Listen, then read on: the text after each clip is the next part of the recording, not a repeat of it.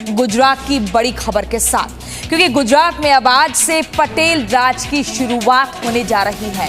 रविवार को ही बीजेपी ने गुजरात में भूपेंद्र पटेल को विधायक दल का नेता चुन लिया था। गुजरात की नए सीएम के तौर पर भूपेंद्र पटेल आज अपने पद और गोपनीयता की शपथ लेंगे। आज दोपहर 2:20 पर उनका शपथ ग्रहण समारोह होगा। सीएम भूपेंद्र पटेल गांधीनगर के राजभवन मुख्यमंत्री पद की शपथ लेंगे और उनके मंत्रिमंडल का गठन 2 दिन बाद होगा। हालांकि इस बीच कई और भी नामों की लगातार चर्चा हो रही थी, लेकिन भूपेंद्र पटेल के नाम के ऐलान के साथ ही उन चर्चाओं पर विराम लग गया। तो आखिर कौन है भूपेंद्र पटेल, जिस पर बीजेपी ने विधानसभा चुनाव को लेकर अपना सबसे बड़ा दांव खेला है, और क्या सीएम बदलकर बीजेपी ने अपना सियासी गेम बदल दिया है? एक रिपोर्ट के जरिए समझाते हैं।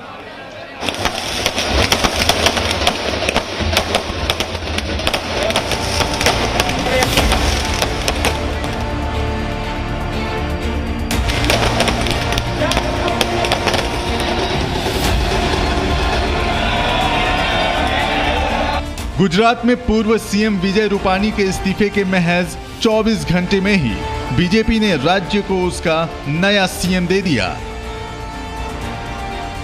रविवार को हुई विधायक दल की बैठक में भूपेंद्र पटेल को सर्वसम्मति से दल का नेता चुना गया और अब उनके कंधों पर ही गुजरात के विकास की जिम्मेदारी होगी। मेरे पर जो विश्वास रखा है, वो विश्वास को बिना टूटे हुए विकास के जो काम बाकी है वो आगे बढ़ाएंगे और साथ में संगठन को साथ में लेके आगे बढ़ाएंगे। इस रेस में अहमदाबाद से लेकर दिल्ली तक कई दिग्गजों के नाम चर्चा में थे। नितिन पटेल, पुरुषोत्तम रूपाला, मनसुख मंडाविया के नामों पर अलग अलग तरह से कयास लगाए जा रहे थे, मगर भूपेंद्र पटेल का नाम सभी को चौंका गया। भूपेंद्र पटेल ऐसे कार्यकर्ता श्री भूपेंद्र रजनीकांत पटेल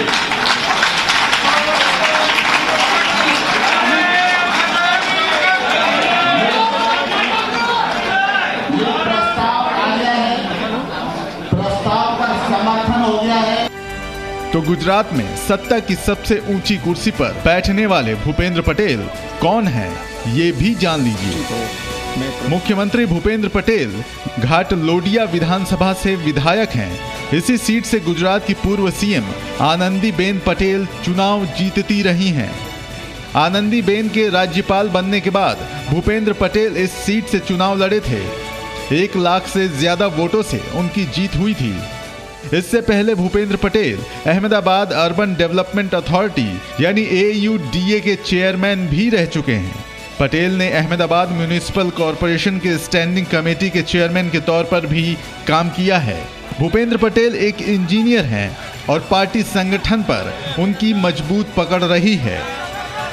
भूपेंद्र पटेल का चुनाव कर बीजेपी ने एक बार फिर ये साबित कर दिया है कि वो पार्टी के एक आम कार्यकर्ता को भी खास बना देती है। लेकिन इसी के साथ बीजेपी ने गुजरात में अपनी चुनावी बिसात को भी सजाना शुरू कर दिया है।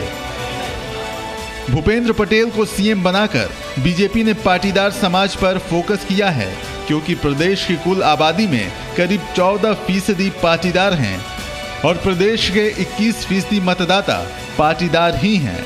गुजरात की 70% सीटों का नतीजा पाटीदार बदल सकते हैं। पाटीदार समाज को रिझाने के लिए बीजेपी का ये बड़ा कदम जरूरी भी था, क्योंकि पिछले कुछ समय से राज्य का पाटीदार समाज पार्टी से नाराज दिखाई दे रहा था। 2017 में बीजेपी ने 99 सीटें जीती, जबकि 2012 के चुनावों में से उसे 115 सीटें मिली थीं। 2014 के लोकसभा चुनाव के बाद पाटीदारों का वोट शेयर भी कम हुआ। 2014 के लोकसभा चुनाव में पार्टी को पाटीदारों का 60% वोट मिला था, जो 2017 में घटकर 49.1% रह गया।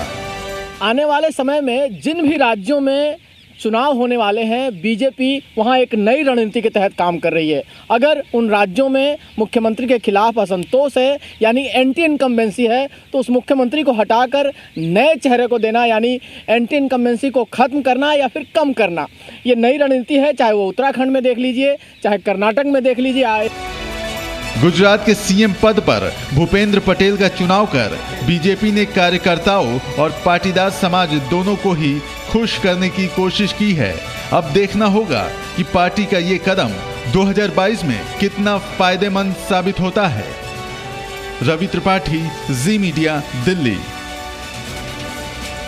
Presenting B News app available on Google Play and App Store. Download it now.